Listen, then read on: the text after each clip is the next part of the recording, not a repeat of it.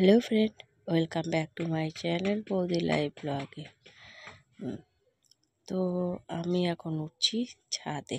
হাতে এগুলো কি, তার জন্যে তোমাদেরকে ভিডিওটা স্কিপ না করে পুরো ভিডিওটা দেখতে হবে, বুঝেছো?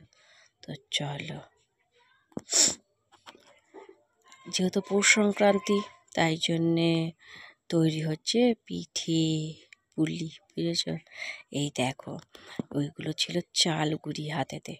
হ্যাঁ, পৌষ যেহেতু তোমার সংক্রান্তি, শেষ সংক্রান্তি, তাই জন্য শেষ সংক্রান্তিতে আমাদের এইখানে গ্রামে নিয়ম আছে প্রত্যেক ঘরে ঘরে পিঠে পুলি হবে বলে।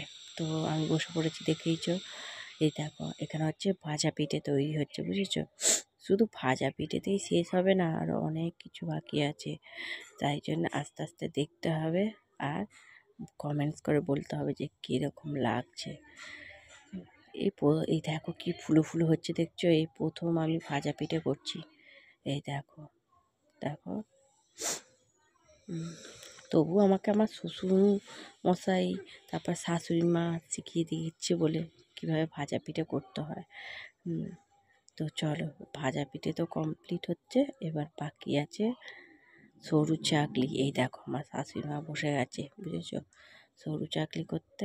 আমি সরু চাকলিটা পারি না, জানো তো কীভাবে করতে হয়। মানে ওই মানে ধোসা, যেমন তোমরা তো ধোসা অনেকেই খেয়েছো হয়তো, ধোসার মতন।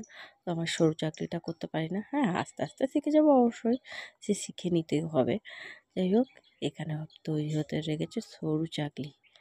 এরপর কি পালা, চলো দেখতে থাকো। এই দেখো, এইখানে সেদ্ধ পিঠে হবে, দুধ পুলি হবে, নারকেল দিয়ে, বুঝেছো? কত কি হচ্ছে না? তো চলো আমি করতে থাকি আর তোমরা দেখতে থাকো। প্রচণ্ড পরিমাণে ঠান্ডা পড়েছে, আমাকে দেখেই বুঝতে পারছো নিশ্চয়ই, কিন্তু কিছু করার নেই। যেহেতু আমার শাশুড়ি মাকে না একটুও গায়ে কিছু নেই।